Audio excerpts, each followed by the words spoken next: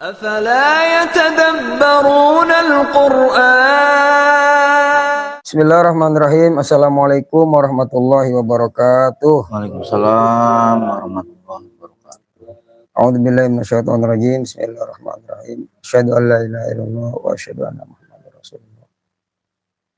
Astaghfirullahaladzim, astaghfirullahaladzim, astaghfirullahaladzim. La haula wa la quwata illa billahil aliyyil azim.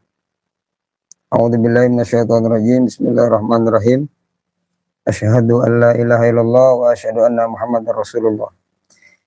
Bismillah, alhamdulillah, wassalatu wassalamu ala rasulillah Sayyidina Muhammad ibn Abdillah wa ala alihi wa sahbihi wa man wala wa la hawla wa la quwata illa billah ma ba'd. Para hadirin, sedulur sadayana dimanapun Anda berada, para penonton di studio maupun di rumah, semoga selalu senantiasa diberi kesehatan lahir batin, diberi kelancaran dalam setiap urusannya, diberi kemudahan, ditambah rezekinya, ditambah uangnya, ditambah rumahnya, ditambah kendaraannya, ditambah istrinya. Ya udah takut ya. Ya, semoga kita semua selalu berada di dalam lindungan dan senantiasa mendapat curahan rahmat dari Yang Maha Agung, Maha Suci, Gusti Allah Subhanahu wa Ta'ala. Sebagaimana biasanya rutinitas kita setiap hari Sabtu menjelang subuh kita mengadakan interaktif silaturahim, mengisi waktu-waktu mustajabah dengan hal-hal yang positif, diantaranya silaturahim dan saling berbagi, kajian sebuah buku, sebuah karya klasik tasawuf memelihara hak-hak Allah dari Al-Harith bin Asad Al-Muhasibi. Ya, limpahan puji kehadirat Allah Subhanahu wa Ta'ala yang telah melimpah ruahkan nikmatnya kepada kita sehingga hingga detik ini kita bisa merasakan nikmatnya yang sangat luar biasa, keagungannya, yang semoga kita dapat mempergunakan nikmat ini sebaik-baiknya di jalan yang diridhoi oleh Gusti Allah Subhanahu wa Ta'ala. Salawat beserta salam senantiasa tercurahkan ke haribaan junjungan kita, Nabi besar kita, Nabi Muhammad SAW, yang semoga kita semua diberi kesanggupan, dikersakan oleh Gusti Allah untuk bisa menjalankan sunnah-sunnahnya, dan juga mendapatkan syafaatul uzma kelak di yaumil akhirah nanti. Amin ya rabbal alamin. Baik, langsung saja saya akan bacakan kitab klasik kajian kita pada setiap Sabtu menjelang subuh. Silakan kalau ada yang mau komentar atau mau bertanya atau apapun juga, silakan. Di samping saya sudah ada narasumber yang siap menjawab seluruh pertanyaan saudara-saudara sekalian. Baiklah, saya akan bacakan di halaman 51. Temanya hal pertama yang wajib diketahui dan dipikirkan oleh seorang hamba. Qala bismillahirrahmanirrahim. Saya bertanya, lalu apa hal pertama yang Anda perintahkan kepada saya untuk saya dahulukan? Dia menjawab, yang pertama harus kamu lakukan adalah mengetahui bahwa sesungguhnya kamu adalah seorang hamba. Kamu tidak akan mendapatkan keselamatan kecuali dengan bertakwa kepada Tuhanmu yang maha mulia lagi maha agung. Setelah itu tidak ada lagi kecelakaan yang akan menimpamu.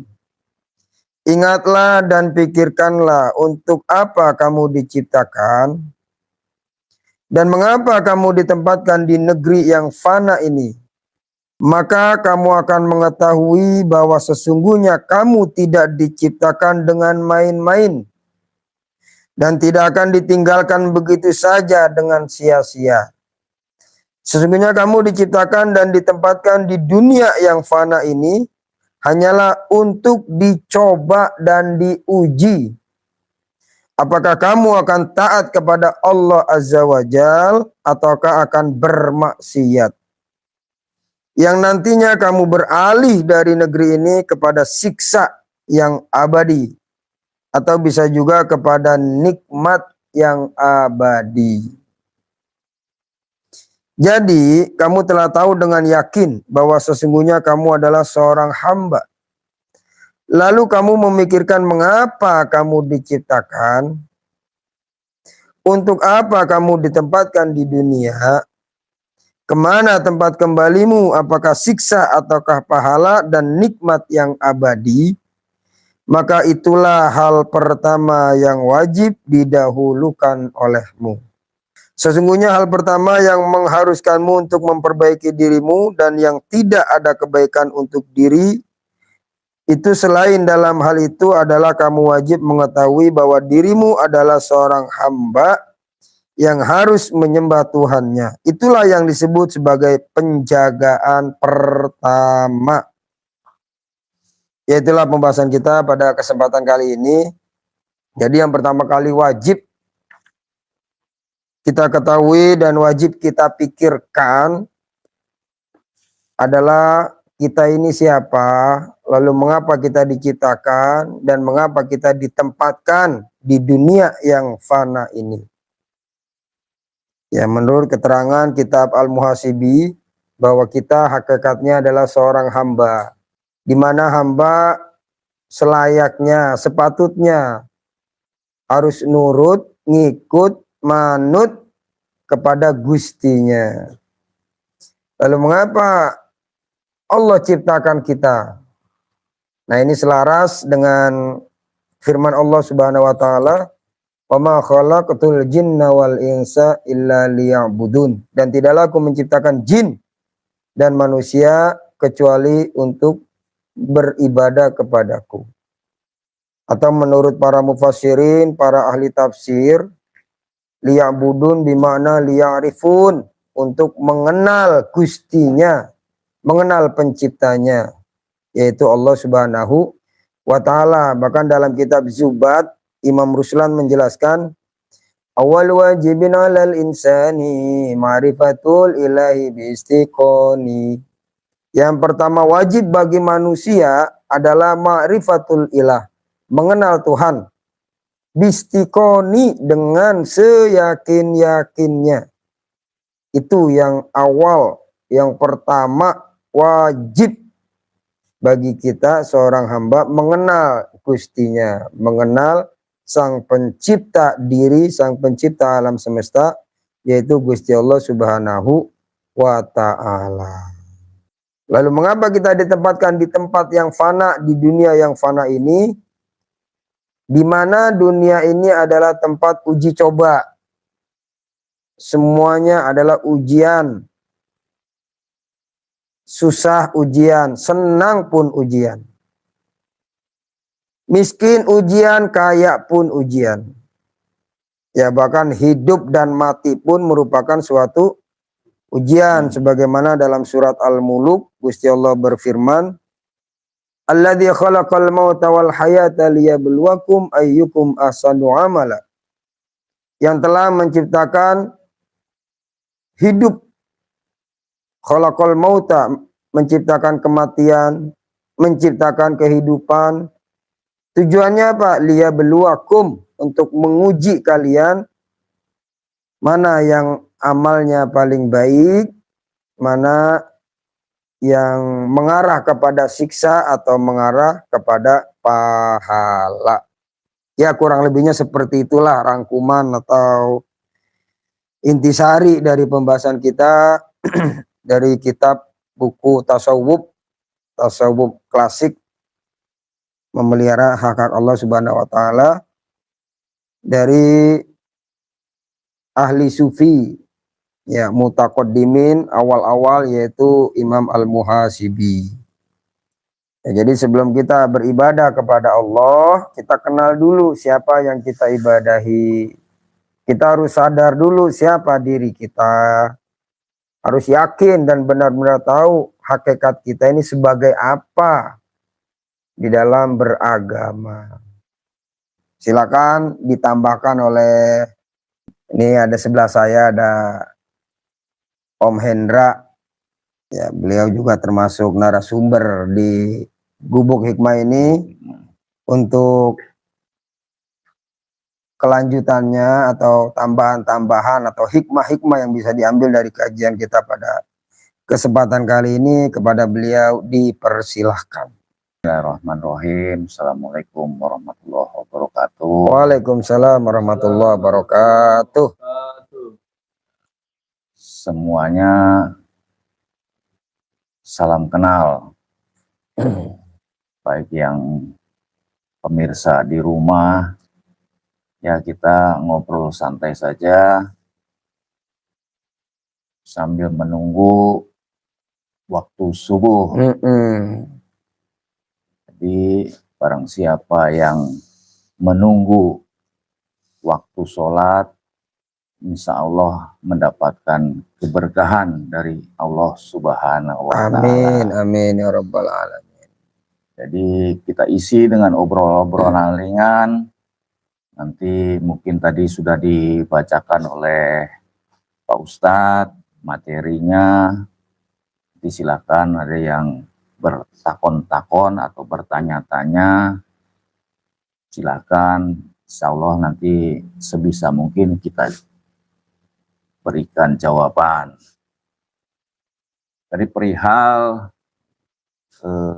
apa yang pertama ya, yang wajib kita ketahui atau apa yang harus kita lakukan sebagai seorang hamba. Ya, hamba itu adalah ya ibarat ada majikannya, majikan dan hambanya gitu. Jadi yang pertama-tama ya tentu harus mengenal siapa yang menjadi majikan kita. Jadi tadi dijelaskan di dalam buku itu, pertama-tama kita kenal kepada diri pribadi masing-masing, asal dari mana, terus mau ngapain setelah ada di dunia ini, dan nanti akan kembali ke mana. Itu harus digali atau dicari jawabannya supaya tujuan kita beribadah, tujuan kita mengabdi benar, tidak salah arah. Ya itu poin-poinnya. Ya kita sedang belajar yang halus sebenarnya, sangat halus, tidak bisa diraba dengan badan kasar ini, tapi nyatanya ada gitu. Ya itulah yang dibilang goib. Tidak ada, dibilang tidak ada karena tidak kelihatan, tapi nyatanya ada.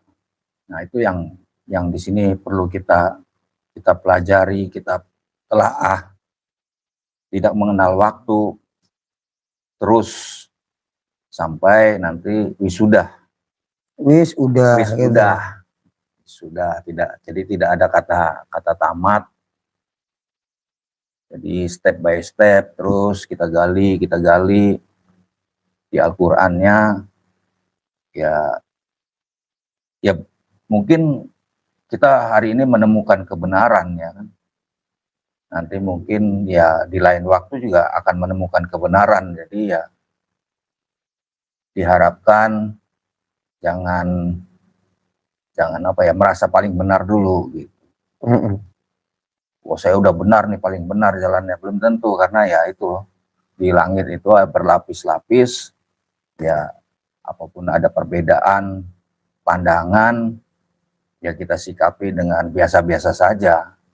Siapa tahu nanti di kedepannya kita akan menemukan jawaban-jawaban yang lain gitu.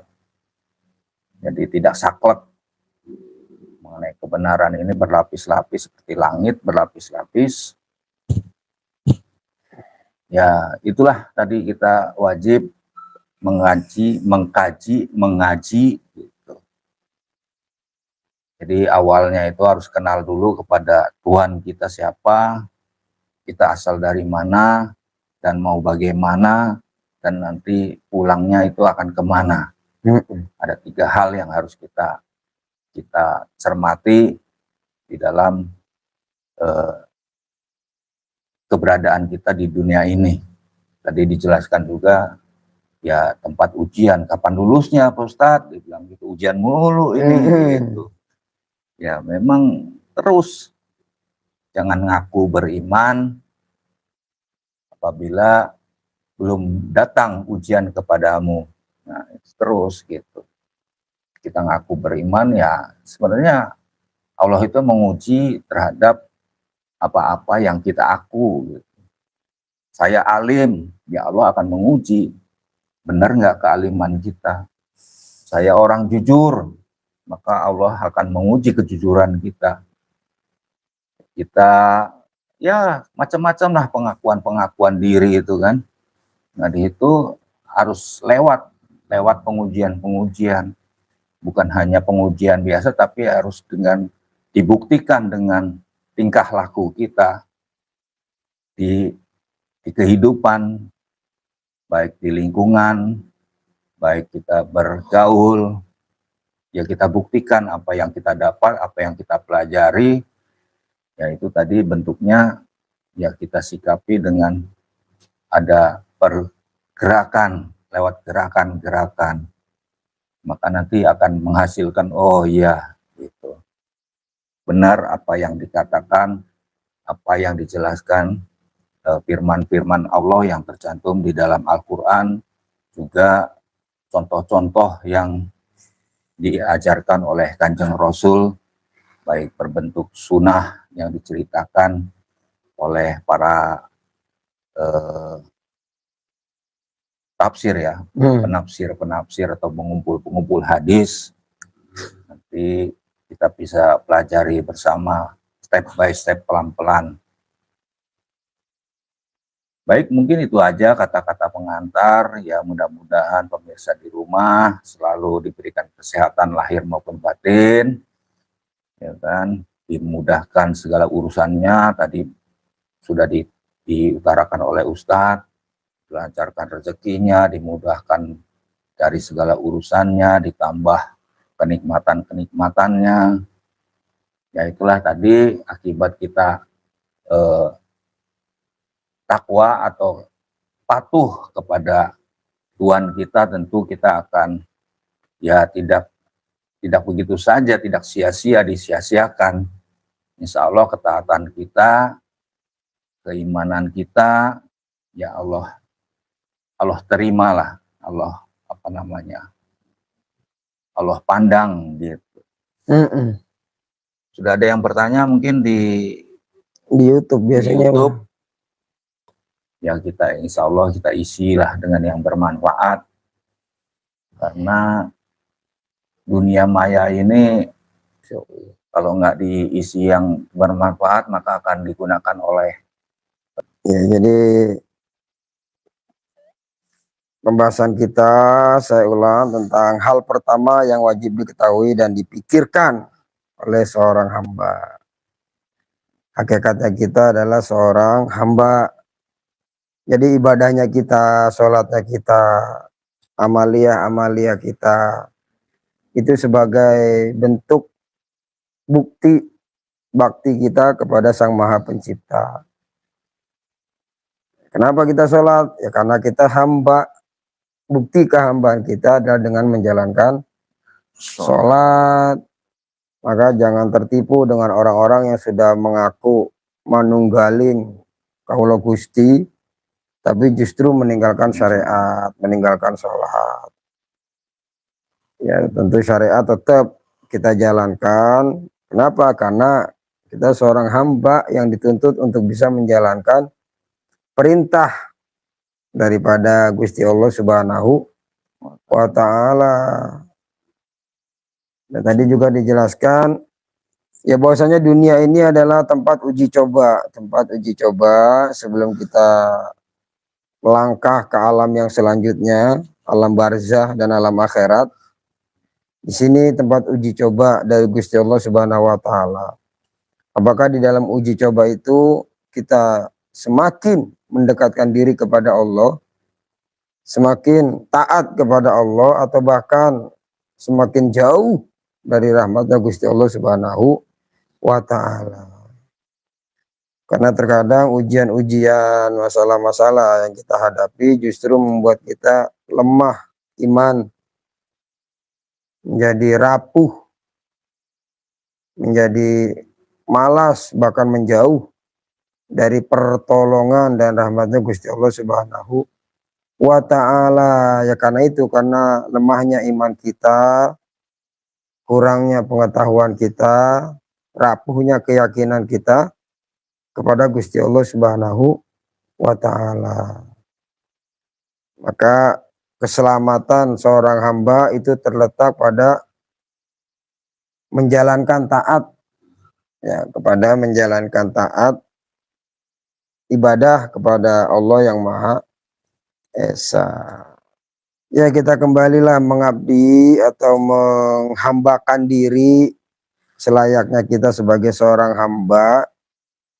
Tentunya kita memposisikan diri kita seorang hamba yang harus manut, nurut kepada apa yang diperintahkan oleh Gusti Allah Subhanahu wa Ta'ala. Ya, karena yang dikhawatirkan oleh Kanjeng Nabi di akhir zaman kepada umatnya itu bukan hanya kesyirikan atau murtad atau lain sebagainya, tapi justru terbukanya dunia, ya, terbukanya kekayaan-kekayaan, isi-isi dunia, gemerlapnya dunia. Itu yang dikhawatirkan oleh Kanjeng Nabi Muhammad kepada umatnya di akhir zaman. Karena banyak ketika diuji dengan kemewahan, kemegahan, justru malah menjauh dari Gusti Allah Subhanahu wa Ta'ala. Dapat jabatan tinggi, disalahgunakan jabatannya. Dapat uang banyak, disalahgunakan uangnya, dan lain sebagainya. Nah, ini terjadi bukan hanya di satu lini saja semuanya. Ya, termasuk ya ustadz-ustadz menyalahgunakan keustatannya. Misalnya contoh, yang punya jabatan, yang punya wewenang menyalahgunakan kewewenangannya dan lain sebagainya. Hanya wanti-wanti buat kita mengingat bahwa kehidupan ini adalah uji coba dari Tuhan kita Gusti Allah Subhanahu wa Ta'ala. Yang lulus uji coba maka nanti kelak mendapatkan kenikmatan pahala yang luar biasa. Tapi ketika gagal sampai akhir hayat, maka ya harus siap menerima siksa karena mempertanggungjawabkan amal-amal yang telah diperbuat waktu hidup di dunia. Itulah, maka orang yang cerdas, ya, orang yang cerdas adalah orang yang mempersiapkan kehidupan setelah kehidupan di dunia ini. Mencari bekal sebanyak-banyaknya untuk kehidupan setelah kehidupan ini, yaitu alam akhirat atau alam barzakh. Terus suatu saat semakin hari kita semakin mendekati dengan ajal, ya. Ajal kematian sudah ditentukan, garis takdir kita, ajal kita, waktu berakhirnya kita, kontrak hidup kita di dunia sudah ditentukan oleh Gusti Allah Subhanahu wa Ta'ala. Ya, kurang lebih seperti itu, sedulur sadayana. Ya, emang hal-hal begini nih, kajian-kajian begini banyak yang ogah, sepi peminat. Nggak apa-apa, memang jalan menuju ke surga atau hal-hal yang berbau pahala yang justru mengingatkan kita pada keselamatan bukan hanya dunia dan akhirat, itu memang sangat ditentang oleh hawa nafsu. Makanya banyak yang ogah, ya, justru yang asik-asik, yang aneh-aneh, ya, yang sesuai dengan hawa nafsu, lah itulah yang banyak diminati, digandrungi oleh orang-orang sekarang. Tapi ya nggak apa-apa lah, ini salah satu upaya dari kita untuk mengajak, ya namanya mengajak kita bareng-bareng kembali mengingat bahwa hidup kita bukan hanya di dunia, tapi juga akan dipertanggungjawabkan segala amal perbuatan kita kelak di akhirat. Nggak usah jauh-jauh ke akhirat, di dunia pun kita sudah sering sering merasakan pertanggungjawaban. Ya, kalau yang punya ini LPJ, laporan pertanggungjawaban, atau ya di dunia aja udah sebegitu pusingnya kan kalau udah urusannya tanggung jawab, gimana nanti di akhirat. Ya, jadi tema kita, kajian kita pada kesempatan kali ini kurang lebihnya seperti itu. Ya makanya terkadang kita suka kaget, wah ujian banyak banget gitu kan, wah cobaan, ujian cobaan. Ya kalau kita sadar yang sama dunia ini tempatnya uji coba. Tujuannya apa? Lah ya itu tadi. Ya, apakah dengan uji coba itu seorang hamba semakin mendekat kepada Tuhannya atau bahkan semakin jauh dari Tuhannya? Makanya butuh silaturahim, butuhnya kita seorang guru, ya butuhnya kita suatu tempat majelis untuk bisa memfilter hal-hal yang justru menjauhkan kita dari rahmatnya Gusti Allah Subhanahu wa Ta'ala.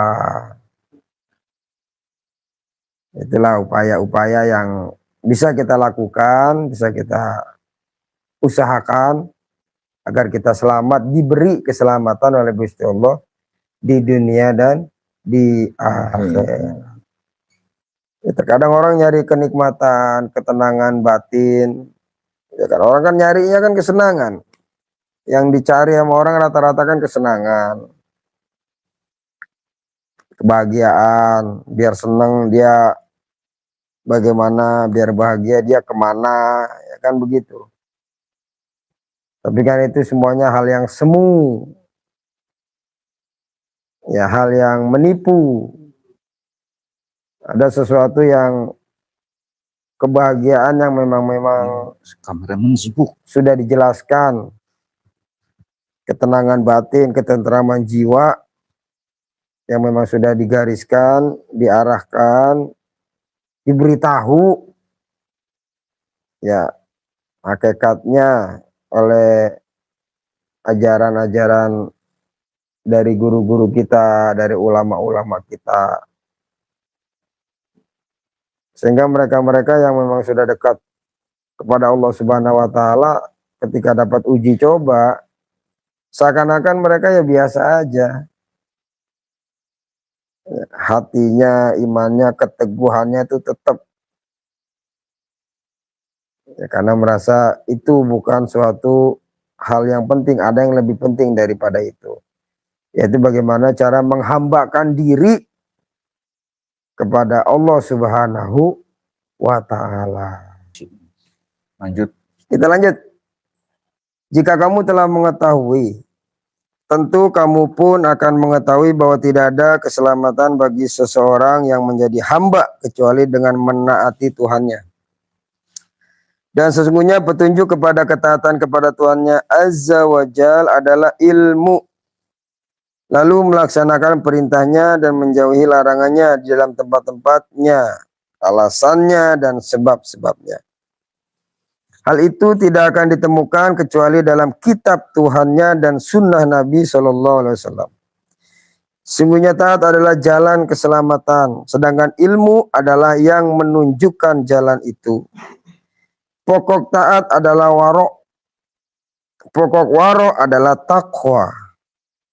Pokok takwa adalah muhasabatun nafsi, mengintrospeksi diri.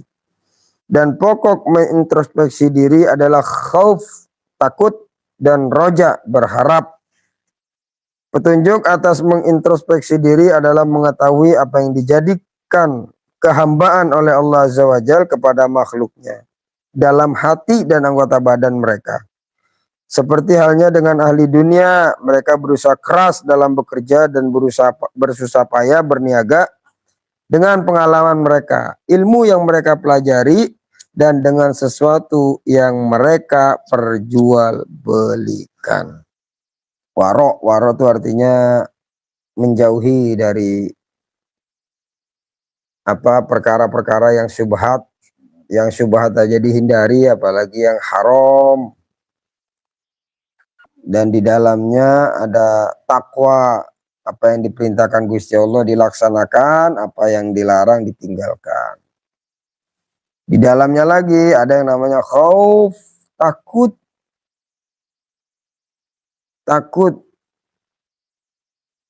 khawatir, risau diri kita pada akhirnya seperti apa.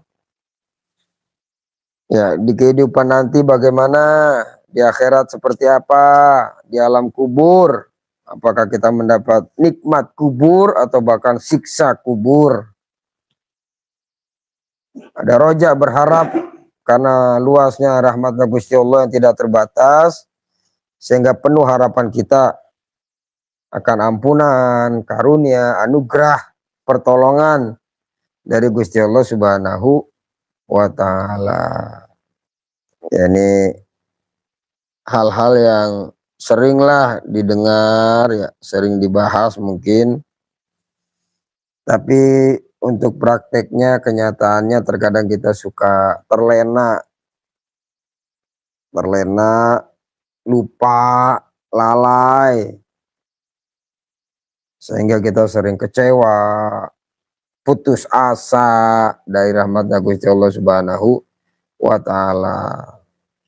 Seakan-akan sumpek, ya, dihimpit oleh kenyataan pahit, dikelilingi oleh masalah-masalah yang tidak kunjung selesai, dibebani dengan beban-beban duniawi dan lain sebagainya. Makanya mereka yang sudah dekat sama Gusti Allah, para kekasih-kekasihnya, para aulia, para wali-walinya, itu ciri mereka yaitu la khaufun alaihim walahum yahzanun, nggak ada rasa takut terhadap dunia dan tidak bersedih hati dengan masalah atau ujian-ujian yang lain sebagainya, karena mereka sudah merasa tenang dengan Allah Subhanahu wa Ta'ala, sudah merasa nyaman. Ya, terkadang yang ribet kan ketika datang ujian justru kita melemah, seperti yang lagi viral, ya, suami istri, suaminya dari luar negeri, ganteng pula, tapi justru istrinya berpaling. Suaminya yang tadinya non muslim, ya, karena ingin menikahi istri nih yang muslim, akhirnya dia masuk Islam. Setelah berjalannya waktu pernikahan, punya anak, akhirnya ini wanita istrinya berpaling. Nah, ini kan ujian buat sang suami yang tadinya non muslim, masuk Islam karena istrinya muslim, jadi dia harus Islam. Tapi setelah masuk Islam mendapat suatu kejadian yang memilukan, ya, bikin kecewa. Tapi pertolongan Allah justru datang ketika itu. Artinya apa? Dia tetap teguh dengan pendiriannya, tetap yakin dengan agamanya, tetap tenang dengan bertuhankan Allah Subhanahu wa Ta'ala. Nah, itu yang mahal. Ya, terkadang orang Islam sendiri justru belum bisa menerima kenyataan, terlena dalam kekecewaan dan lain sebagainya. Bahkan naudzubillah sampai menyalahkan Tuhan. Ya, nggak bisa move on. Ya, ada itu lagi viral tuh. Saya tahu dari istri saya malah. Iya, tadi cerita dia. Ustadz update juga nih ya. Iya, istri yang update mah. Justru saya karena nggak update jadi dikasih sama istri. Iya, ada begini. Tapi ya luar biasanya itu. Walaupun sebelumnya non muslim, masuk Islam karena istrinya orang Islam, tapi setelah masuk Islam justru dikecewakan oleh istrinya. Tapi dia tetap teguh pendirian, ya tetap yakin. Dan jawabannya luar biasa.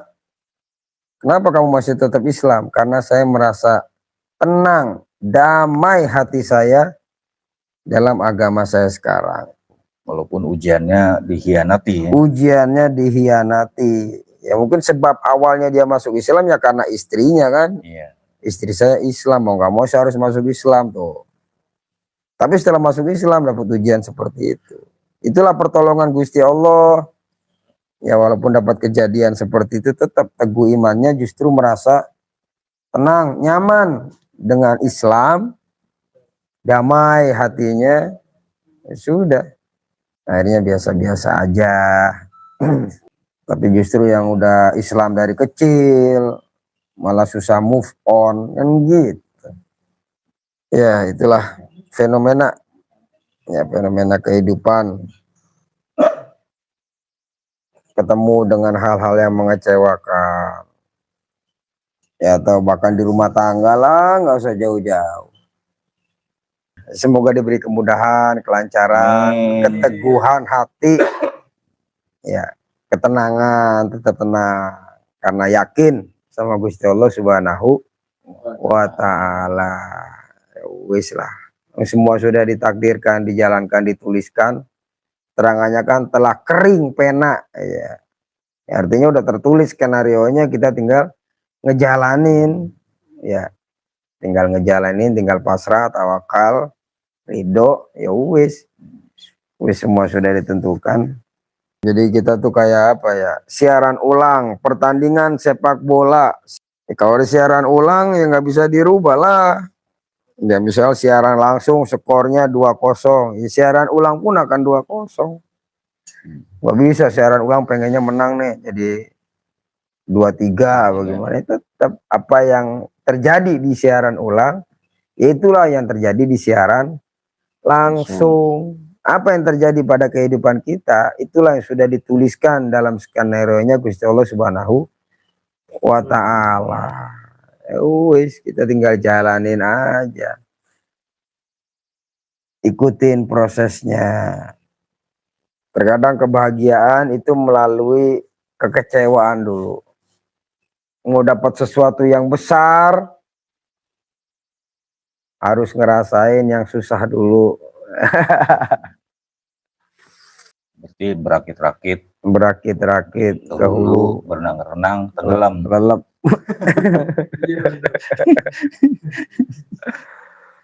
Udah rakit-rakit ke hulu, berenang kelelep pisan.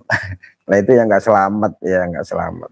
Karena menjauh dari Tuhannya, menjauh dari Gusti Allah. Jadi ada interaksi dari pemirsa. Ya kita butuh interaksi dari pemirsa supaya tambah semangat kita untuk live.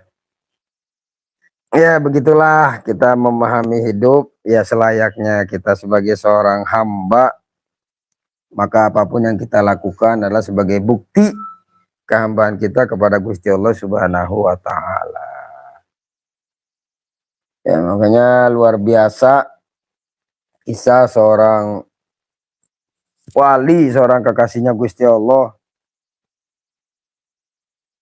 yang dia udah tahu bahwa dia tuh dicap sebagai ahli neraka. Jadi ada seorang wali, dia diberi isyarah bahwa ada seseorang yang tingkat kewaliannya lebih tinggi dari dia. Padahal dia merasa udah sangat amat giat ibadahnya, tirakatnya udah luar biasa lah. Tapi kok ada orang yang lebih tinggi kewaliannya dari dia, penasaran dia. Akhirnya disamperin, ditanya-tanya sama orang sekitar. Ternyata yang dimaksud lagi ada di dalam tenda ketika itu.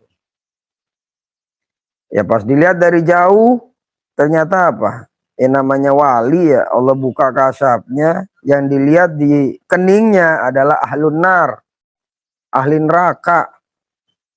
Nggak terbayang kan, dapat isyarah ada wali yang tingkatannya lebih tinggi dari dia. Tetapi ketika ketemu, justru yang dia lihat adalah seorang yang ahli neraka. Akhirnya bingung dia, mau nyamperin gimana, mau ninggalin, ya penasaran, mondar mandir bolak balik. Akhirnya dipanggil sama yang di dalam tenda, ya dipanggil sama wali tadi nih, kamu bolak balik mulu sini, panggil. Nyampe ke depan, ya nggak bisa berkata-kata lah dia, karena bahasa kasab ini kan bahasa rahasia. Orang lain nggak bisa ngelihat, tapi dia diperlihatkan bahwa yang di hadapannya itu adalah ahli neraka. Karena dia nggak bisa berkata-kata, akhirnya yang tadi di keningnya ada cap ahli neraka, dia yang langsung buka. Kamu bingung ya? Karena kamu melihat di jidat saya ada bacaan ahli neraka. Lebih kaget lagi tuh wali, loh kok dia tahu? Ya kirain saya doang yang bisa lihat, ternyata dia pun tahu. Akhirnya kata dia, kamu nggak usah bingung, kamu baru ngelihat sekali udah bingung. Saya tahu kalau saya dicap sebagai ahli neraka, di jidat saya ada cap ahlun nar. Itu sejak 20 tahun yang lalu. Tuh coba itu. Udah 20 tahun yang lalu udah dikasih tahu kalau dia sebagai ahli neraka. Tapi apa jawaban sang wali ini? Saya nggak peduli. Saya udah dicap ahli neraka. Atau saya dicap sebagai bukan ahli surga. Yang saya tahu saya adalah seorang hamba yang harus melayani Tuhannya, berbakti kepada Tuhannya. Walaupun saya tahu ahli neraka di jidat saya sejak 20 tahun, tapi tidak menyurutkan ibadah saya kepada Allah. Saya tetap ibadah, tetap mengabdi. Ya karena kesadaran saya bahwa saya adalah seorang hamba. Oh. Ya dalam suatu kisah itu akhirnya apa? Allah rubah takdir yang tadinya ahlun nar menjadi ahlul jannah. Ya, itu salah satu hikmah tema kita pada kesempatan kali ini. Artinya dalam beribadah kita sebagai pembuktian kehambaan kita kepada Gusti Allah Subhanahu wa ta'ala. Nah kalau kita begitu modelnya uring-uringan, dikasih tahu kamu ahli neraka, di jidat kamu udah dikasih cap, wah bingung kita, stres. Mau sholat mikir kan, aduh sholat percuma udah dicap ahli neraka. Mau ibadah sia-sia udah dikasih tahu kalau saya ahli neraka. Model-model kita kan begitu, cuma karena emang dia sudah mendapatkan kesadaran yang tinggi, akhirnya dia bilang saya nggak peduli, saya mau ahli neraka kayak, saya nggak masuk surga kayak, saya nggak peduli. Yang saya tahu saya adalah seorang hamba yang harus tetap mengabdi beribadah kepada Tuhan saya. Jadi dia tetap ibadahnya, tetap ngajar santrinya, tetap selama 20 tahun. Ya sampai akhirnya baru dicium-cium terus. Allah gantilah, Allah rubah. Yang tadinya ahlun nar, Allah hapus tanda tersebut. Ya ini kan rahasia lah, rahasia Gusti Allah Subhanahu wa ta'ala. Makanya kita yang belum jelas akhir hayat kita, entah husnul khotimah, entah suul khotimah, ya itu juga nggak perlu dipikirkan juga, karena itu udah haknya Gusti Allah. Nah yang harus kita pikirkan bagaimana sekarang kita sebagai seorang hamba bisa mengabdikan ya diri kita kepada Gusti Allah Subhanahu wa ta'ala. Ya itu aja lah bukti pengabdian kita dengan berbagai macam cara, ya termasuk hadir di majelis ini juga sama, salah satu bukti pengabdian kita sebagai seorang hamba, termasuk mencari nafkah untuk keluarga dan lain sebagainya. Jadi kurang lebih seperti itu. Ya, emang dipertemukan kita dengan kekecewaan, ketidakpuasan. Ya tetap kita lah bermohon, selalu bermohon kepada Gusti Allah agar Allah senantiasa memberi kita kekuatan lahir batin, menjaga hati kita, membentengi hati kita dengan keimanan yang teguh, keyakinan yang kuat, ya, sehingga menghadapi apapun itu bisa memilih yang terbaik yang sesuai dengan keridhaan dan rahmatnya Gusti Allah Subhanahu wa Ta'ala. Emang kajian kita nggak jauh, emang tiap taklim dia begitu aja pembahasannya ya. Emang barangnya begitu. Makanya yang berat yang ngomong ini, jangan dikira ngomong nggak berat. Justru yang ngomong ini yang kudu siap-siap, ya kudu punya tameng. Cuma ya dibalik kekhawatiran tadi ada harapan lah kepada Gusti Allah. Harapan pertolongannya Gusti Allah, harapan kasih sayangnya Gusti Allah, harapan kekuatan dari Gusti Allah Subhanahu wa Ta'ala, dan lain sebagainya. Ya, ada hikmah di balik musibah, ada pelajaran di balik ujian dan cobaan. Inna ma'al usri yusra. Sesungguhnya bersama kesulitan ada kemudahan, bersama kegelapan ada cahaya. Justru cahaya itu bisa terlihat jelas, dibutuhkan justru di saat gelap. Ya, kalau di saat terang begini cahaya kurang kepake, bahkan bikin silo. Lampunya. Iya, justru di saat gelap. Nah, terkadang kita merasa kok sumpek, merasa kok kayaknya hati itu bagaimana gitu. Lah itu tuh saat-saat kita waspada. Mungkin di saat itu Allah ingin mengirimkan nur cahayanya, mengirimkan hikmah, ilmu dan lain sebagainya. Ya kalau kita bisa lurus, bisa husnuzon, bisa tetap teguh, ya insya Allah akan baik-baik saja. Cuma terkadang ya begitu, kita kadang suka melengos. Aduh, gua kok pede banget ya. Aduh, kok begini banget ya. Aduh, lah itulah. Baik, saya akhiri. Ya alhamdulillah Allah masih perkenankan kita semua mengisi kegiatan, ya kegiatan yang insya Allah bermanfaat. Setiap Sabtu pagi menjelang subuh kita berharap ampunan, berharap pertolongan, berharap anugerah dari Gusti Allah Subhanahu wa Ta'ala. Semoga semuanya semakin sukses, ditambah keberkahan di dalam rezeki, dan selalu diberi kesehatan lahir dan batin. Mungkin itu aja yang bisa saya sampaikan. Kurang lebihnya saya mohon maaf. Hadanallahu wa iyyakum ajmain. Wallahul muwaffiq ila aqwamit thoriq. Wassalamualaikum warahmatullahi wabarakatuh. Waalaikumsalam warahmatullahi wabarakatuh.